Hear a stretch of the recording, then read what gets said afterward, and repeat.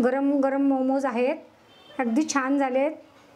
तुम्ही अवश्य बनवायचे आहेत, गरम आहेत. एक मोमोज मी तुम्हाला तोडून दाखवत आहे. हे पाहू शकता, आतमध्ये आपली स्टफिंग पण छान झालेली आहे आणि मोमोजचं कोटिंग पण आपलं वरचं एकदम पातळ लेअर झालेले आहेत आणि चवीला तर खूप छान झालेत. चटपटीत आणि तिखट मस्तपैकी चायनीज मोमोज आपल्या सर्वांना तर खूपच आवडतात. आज मी प्रतिभा फिरोदियाज किचनमध्ये चायनीज व्हेज मोमोज कसे कसे बनवायचे आहेत ते माझ्या छोट्या छोट्या टिप्स सहित दाखवणार आहे. मोमोज बनवण्यासाठी येथे मी जी नेहमी भाजीची वाटी दाखवते ती एक वाटी गच्च भरून मी ताजा मैदा चाळून घेतलेला आहे. त्यामध्ये मी पोहे खाण्याचा अर्धा चमचा मीठ घेतले चवीनुसार. पोह्याचा 1 चमचा तेल घेतलेला आहे. हे पोळीसारखं पीठ मळायचं आहे, फार घट्ट पण नाही आणि फार पातळ पण नाही. पीठ मळण्यासाठी मी फ्रीजमध्ये पाणी थंड करून घेतले आणि त्याचा वापर करत आहे. थोडं थोडं पाणी घेऊन आपल्याला पीठ मळून घ्यायचं आहे. पीठ आपल्याला अशा पद्धतीचं मळून घ्यायचं आहे आणि हे पीठ आपल्याला आता अर्धा तास भिजू द्यायचं आहे.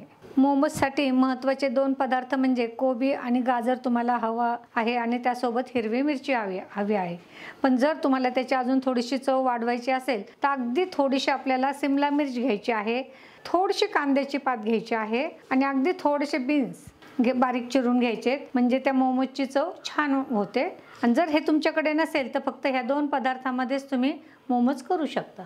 कोबी आणि गाजर एकदम बारीक चिरून घ्यायचे. आता तुमच्याकडे जर क्रशर असेल दोरीने ओढण्याचं तर त्यामध्ये पण तुम्ही हे बारीक करू शकता. असं मशीन असेल हे तुम्ही पाहू शकता. तर यामध्ये गाजर तर खूपच छान बारीक होतं आणि कोबी पण होतं, पण याला वेळ लागतो. तर तुम्ही जर किसणीच्या मोठ्या बाजूने हा कोबी किसून घेतला तरी पण चालतो किंवा तुम्ही बारीक सुरीने जरी कापून घेतला तरी चालतो. पण चायनीजमध्ये सगळ्या भाज्या खूप बारीक कटिंग करणं फार गरजेचं आहे. हे किसणीने पण बारीक किसून होतंय.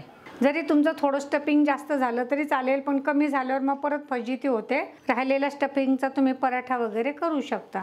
हे पहा, मी 2 वाट्या गच्च भरून कोबी घेतलेला आहे. कोबी मी किसणीने किसलेला आहे. गाजर मी किसणीऐवजी माझ्याकडे मशीन आहे त्यामध्ये बारीक केलाय. तो एकसारखा छान बारीक झालेला आहे, तुम्ही पाहू शकता. आपल्याला खूप बारीक पण करायचं नाही, मिक्सरमध्ये ते सगळं बारीक करायचंच नाही, त्याला खूप पाणी सुटतं. तर हे 1 वाटी आपल्याला गाजर घ्यायचंय.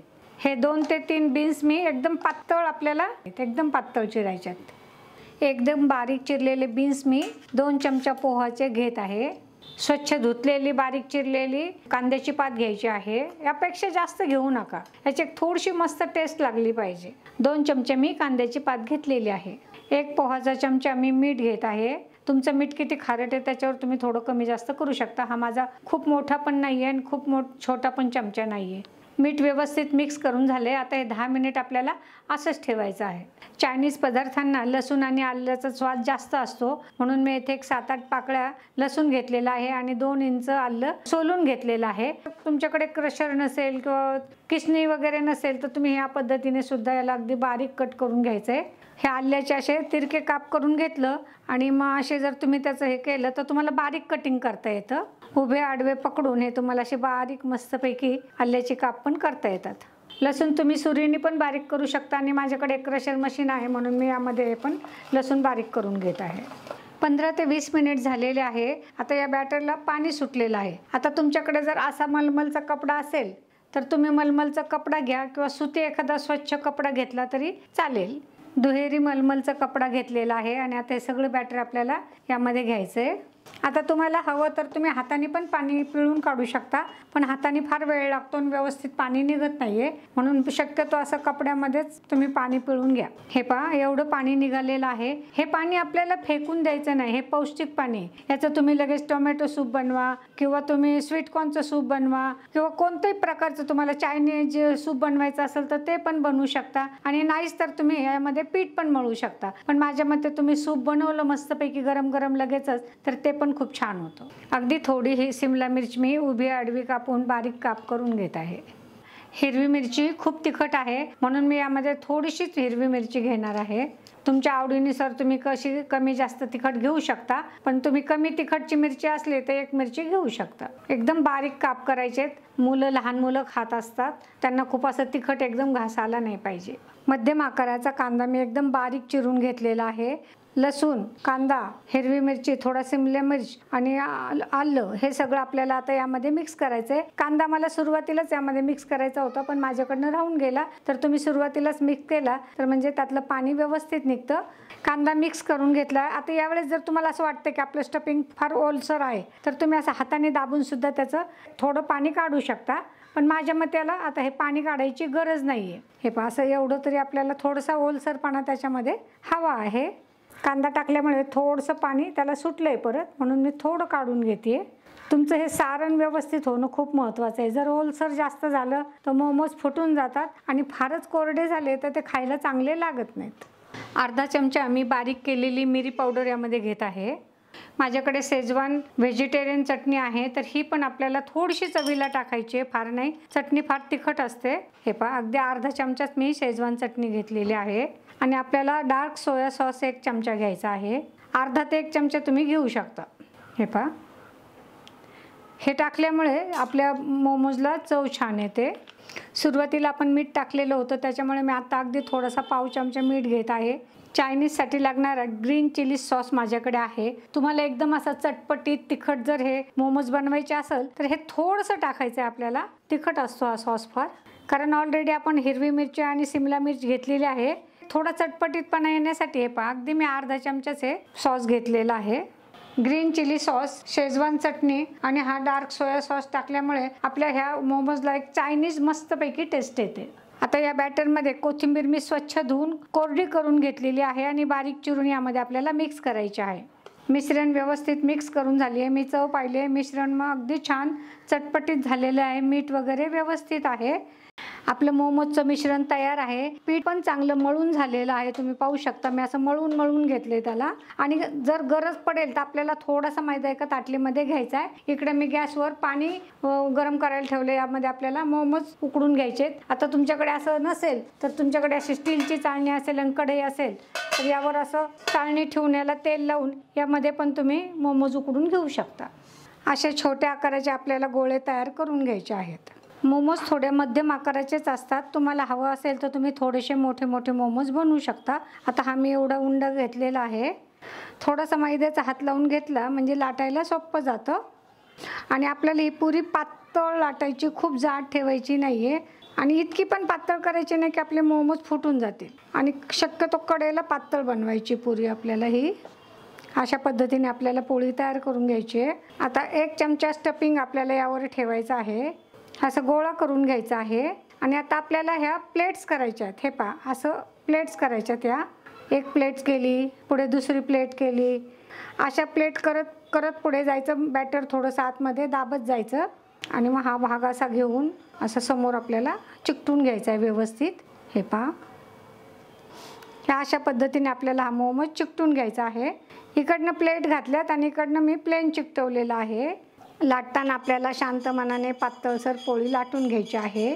1 चमचा मिश्रण घेऊन आपण हे आता करंजीसारखं आपल्याला चिकटवायचं आहे. आणि आता हे 2 टोकं असं जुळवायचे आणि हे असे पॅक करून टाकायचे आहेत. हा एक मोमोजचा आकार झाला आहे आपला तयार.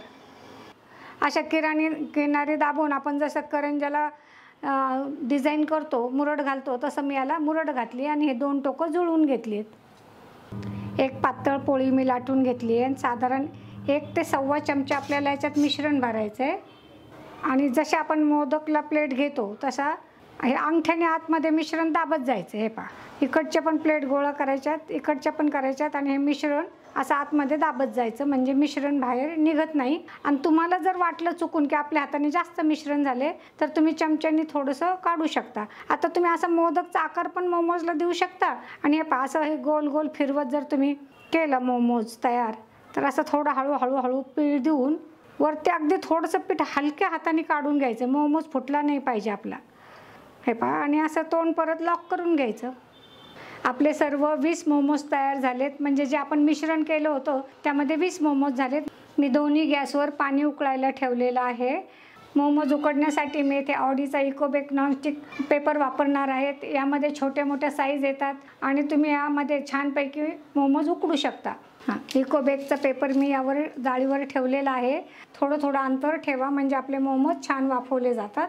गॅस मी मोठा केला आहे, झाकण ठेवलेलं आहे. 5 मिनिट आपल्याला गॅस मोठाच राहू द्यायचा आहे आणि 5 मिनिटांनी आपल्याला मिडियम गॅसवर 8 ते 10 मिनिटच मोमोज उकडून घ्यायचे. तुम्ही त्यापेक्षा जास्त वेळ उकडले तर ते मोमोज व्यवस्थित होत नाहीत. हा पेपर वापरल्यामुळे आपल्याला खाली प्लेटला किंवा चाळणीला तेल लावण्याची गरज पडत नाही आहे. जर तुमच्याकडे पेपर नसेल तर तुम्ही ह्या चाळणीला खाली तेल लावून यावरती मोमोज उकडून घेऊ शकता. या इको बेक पेपरच्या खरेदीची लिंक मी व्हिडिओच्या खाली देत आहे. 5 मिनिटे मी गॅस मोठा ठेवला. 5 मिनिटांनंतर मी गॅस मीडियम केला. आता साधारण 10 मिनिट झालेले आहेत. आपण आता मोमोज उघडून पाहूया. त्याचा कलर बदललेला आहे आणि शिजलेला पण त्याचा रंग दिसत आहे. आणि तुम्हाला जर चेक करायचं असेल तर तुम्ही असं बोट लावून पाहिजे पीठ आपल्या बोटाला चिकटतंय का. हे पहा, पीठ कुठेच बोटाला चिकटत नाही, म्हणजे आपले मोमोज उकडून तयार झालेले आहेत. आता आपल्याला गॅस बंद करायचा आहे आणि मोमोज बाहेर काढून घ्यायचेत. झाकण काढल्यानंतर आपल्याला त्यावर झाकण ठेवायचं नाही, कारण काय होतं, पाणी उकळलेलं असतं आणि मग त्याची वाफ येऊन त्या मोमोजवर पडते आणि वरून मोमोज परत ओलसर होतात. हे पहा, अगदी छानपैकी आपले मोमोज सगळीकडनं छान उकडलेत आणि कुठेही फुटले नाही आहेत. पातळ असून फुटले नाही आहेत. तर असे मोमोज खायचीच मजा काही वेगळी. इकडचे पण मोमोज आपले मस्तपैकी उकडलेले आहेत. हे पाहू शकता तुम्ही, कुठे फुटलेले नाही आहेत आणि छान उकडलेत. गरम गरम मोमोज आहेत, अगदी छान झालेत. तुम्ही अवश्य बनवायचे आहेत, गरम आहेत. एक मोमोज मी तुम्हाला तोडून दाखवत आहे. हे पाहू शकता, आतमध्ये आपली स्टफिंग पण छान झालेली आहे आणि मोमोजचं कोटिंग पण आपलं वरचं एकदम पातळ लेअर झालेले आहेत आणि चवीला तर खूप छान झालेत. हे मोमोज तुम्ही मेयोनीज, शेजवान चटणी किंवा सॉसबरोबर खाऊ शकता. चवीला अतिशय छान असे आपले मोमोज तयार झालेले आहेत. यामध्ये तुम्हाला मी वेगळे वेगळे आकार कसे बनवायचे त्याचं योग्य मार्गदर्शन केलेलं आहे. तर तुम्ही हे मोमोज नक्की बनवायचे. आजकाल मुलांना तर मोमोज खूप आवडतात. बाहेरचे खाण्यापेक्षा तुम्ही घरात बनवा, अतिशय सुंदर होतात, चवीला छान होतात. तर चला, पटकन रेसिपी बनवायची, आपले अभिप्राय मला द्यायचे. प्रतिभा फिरोदियाज किचन चॅनलला लाईक करायचे, सबस्क्राईब करायचे. आपणा सर्वांचे खूप खूप धन्यवाद. भेटूया परत एका नवीन रेसिपीसह.